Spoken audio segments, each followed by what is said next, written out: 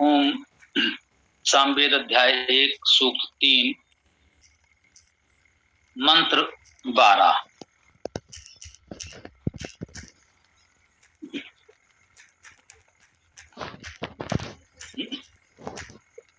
ओम कविम अग्निम उपस्तुहि सत्य धर्माणम अध्वरे देवम अमीव चातनम देवम अमीव चातनम।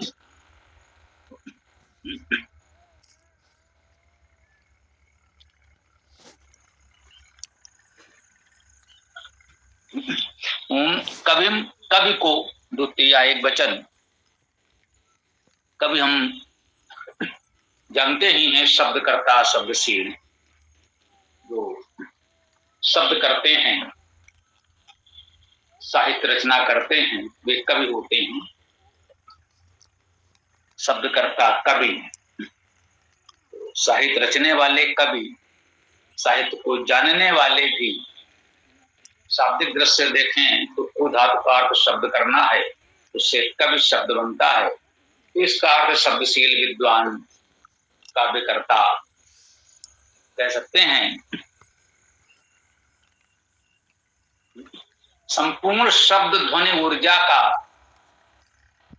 उत्पन्न करने वाला परमेश्वर है, तो हम उसको भी कवि कहते हैं। अग्निम, अग्रणीगत स्वरूप, परमेश्वर के ही दोनों गुणवाचक नाम हैं, विशेषण हैं, वैसे भी कह लें। कविम अग्निम, कवि अग्नि को उपस्तु ही समीप स्तुति करें।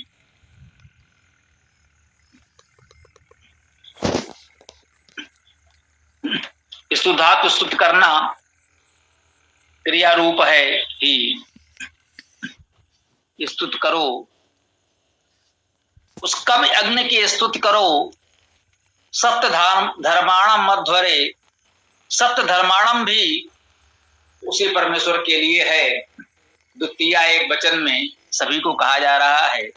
कविम अग्निम सत्य धर्माणम उपस्थु ही, जो कवि है, जो अग्नि है, अग्नि का स्वरूप है, जो सत्य धर्माणम है, अर्थात जो सत्य को धारण करने वाला है, उसकी स्तुति करो।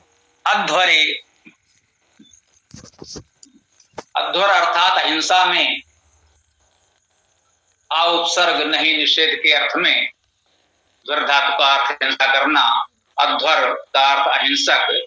अध्वरे सप्तमी एक वचन अधिकरण कारक, तो हम कहेंगे अध्वरे अर्थात अहिंसा में। उस परमेश्वर की स्तुति हमें अहिंसा में करनी है।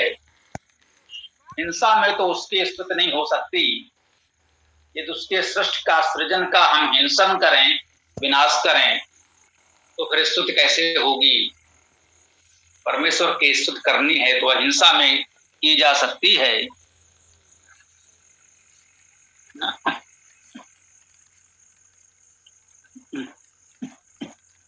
देवम अमीव चातनम, देवम देव को, ये भी उसी परमेश्वर के लिए आया, दिव्य प्रकाशमान को। अमीव चातनम, ये भी द्वितीय एक वचन में उसी के लिए आया। इसकी हमें स्तुति करनी है, इसके लिए कहा गया है स्तुति करो। इसको इस प्रकार कह सकते हैं।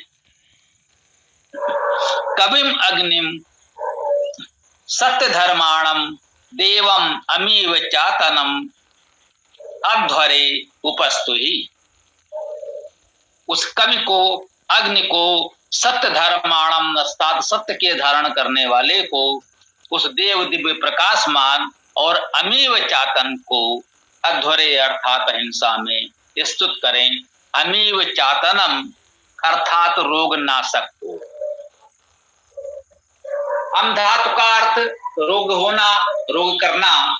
जो रोग कारक सूक्ष्म जीव हैं उन्हें अमीवा कहते हैं। अमीव का अर्थ हो गया रोग, और चातनम में चात धातु का अर्थ है नाश होना, नाश करना। अमीव चातनम जो रोग नाशक है। देखिए, शाब्दिक अर्थ हम करेंगे अमीव चातनम का रोग नाशक। अमीव रोग हो गया, चातनम नाश करना हो गया। अमीव चातनम अर्थात रोग का नाश करने वाले।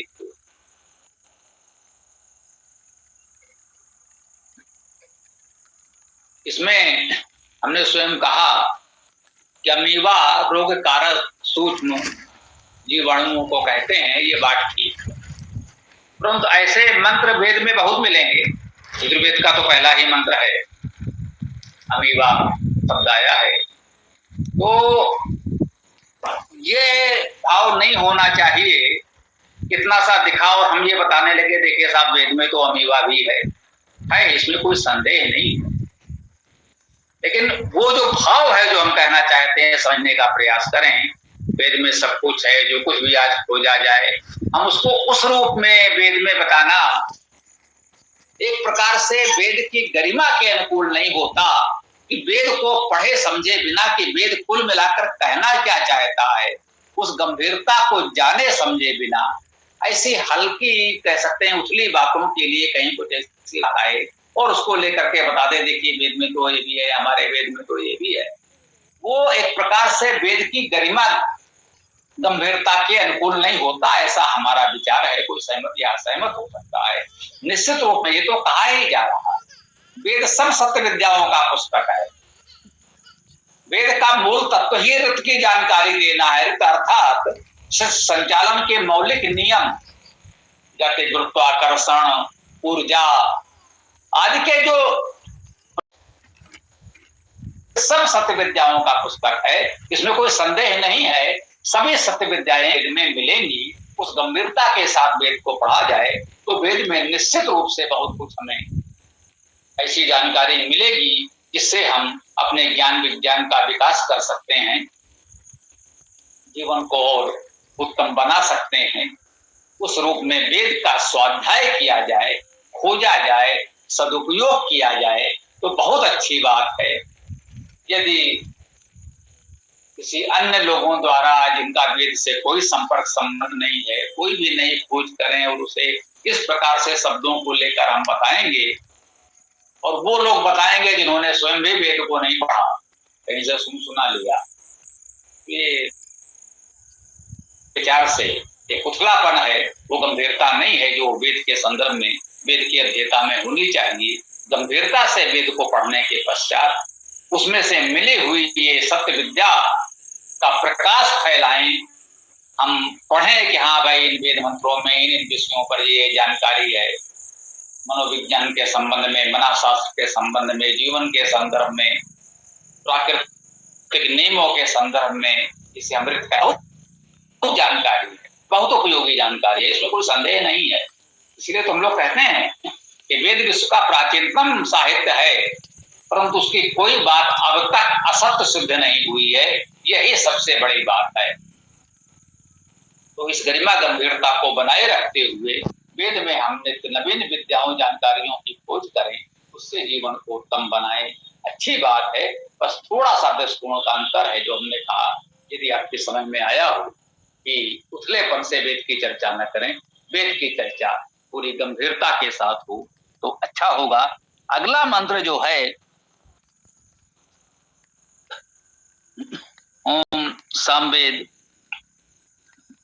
अध्याय 1 सूक्त 3 मंत्र 13, बहुत परिचित प्रचलित चर्चित मंत्र है।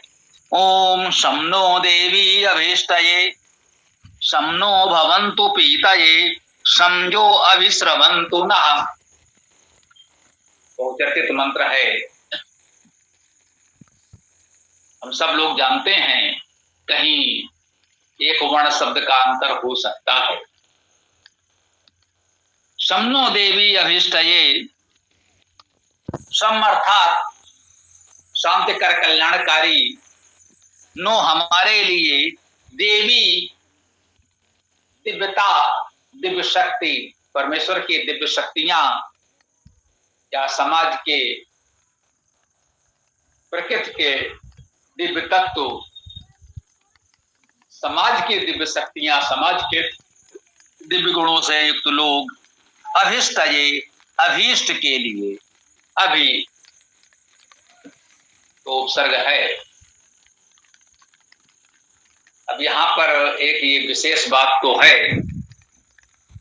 अभीष्ट लोग अर्थ कर देते हैं, अर्थ करते समय अभी तो उपसर्ग है और इस धातु ले रहे हैं, इच्छा करना, गति करना, चलना जाना।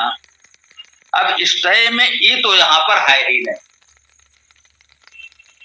अब इस अभिष्टय में यदि इस भी का ई दीर्घ हो जाता, अभीष्ट ये, तब तो ठीक हो जाता। अब में एक ही संधि हो गई तो अभीष्ट हो गया, अभि का लघु ई और इष्ट का लघु ई मिलकर दीर्घ ई हो जाता तो अभीष्टय तो ठीक है। यहां अभिष्टय है तो इसी को कहा जाता है बहुलम छंदसी। वेद में बहुलता है, व्याकरण के नियम बहुत कठोरता से इस पे नहीं लगते। वैसे अभिष्टय हो सकता था, कोई बात नहीं, अब अभिष्टय लिखा है तो ठीक है। तो जहां पर दो ई मिलकर दीर्घ नहीं हुए, दो लघु ई मिले दीर्घ नहीं हुए तो लघु ही रह गए। इसी को हम लोग कहते हैं कि लौकिक संस्कृत के व्याकरण नियमों का पालन वेद नहीं करते। कोई बिल्कुल व्याकरण के नियम से देखना चाहेगा तो वो तो दुखी हो जाएगा, भाई अब क्या करें हम। तो उसका एक ही समाधान है कि मन में ये ध्यान रखें कि लौकिक संस्कृत के व्याकरण के नियम इतनी कठोरता से वेद पर लागू नहीं होते। उदारता, तरलता ध्यान में रखेंगे तो वेद को समझ पाएंगे, तो वेद का अर्थ हो सकेगा। कि देवी हमारे अभिष्ट के लिए कल्याणकारी हो, समनो भवन्तु पीतये, सम कल्याणकारी नो हमारे लिए भवन्तु हो, पीतये, धातु का अर्थ पीना है, पान के लिए, पीने के लिए। सम सुखद कल्याणकारी भवन्तु हो। देखिए भवन्तु बहुवचन में है, क्रिया बहुवचन में है तो कर्ता भी बहुवचन में होना चाहिए। ये देवी जो है ये बहुवचन में है।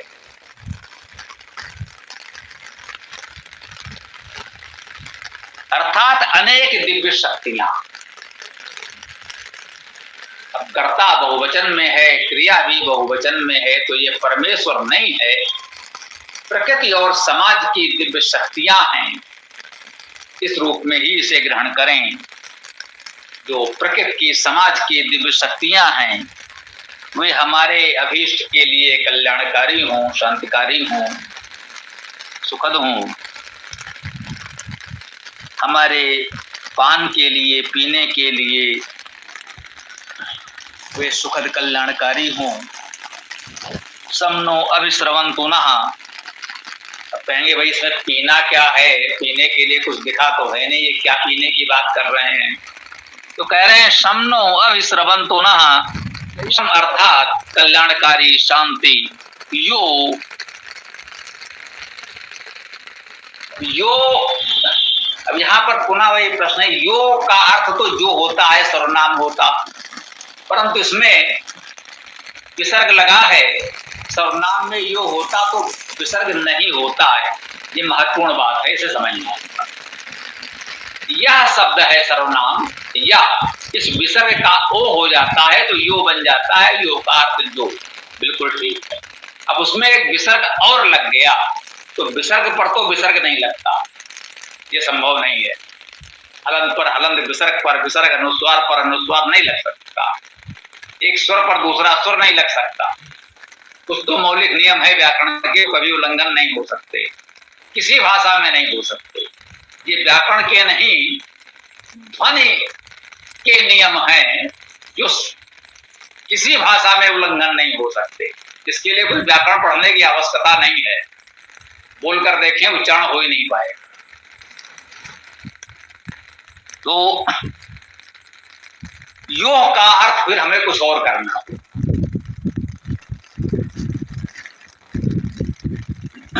अब और अर्थ कहां से लाएंगे? यू धातु है उस यू धातु से यो बनेगा, उसमें विसर्ग लग सकता है पद बनाने के लिए, यह संभव है। विभक्त के रूप में, इसी रूप में विसर्ग लग सकता है। जो का अर्थ हो गया मिलाने वाला, अलग करने वाला। जो मिलाने अलग करने वाला है वो अविश्रवंतु ना, न हमारे लिए अविश्रवंतु, अविता सर्वता सब ओर से श्रवंतु, अभिसिंचन करे प्रवाहित हो। श्रु धातु का अर्थ बहना, प्रवाह होना।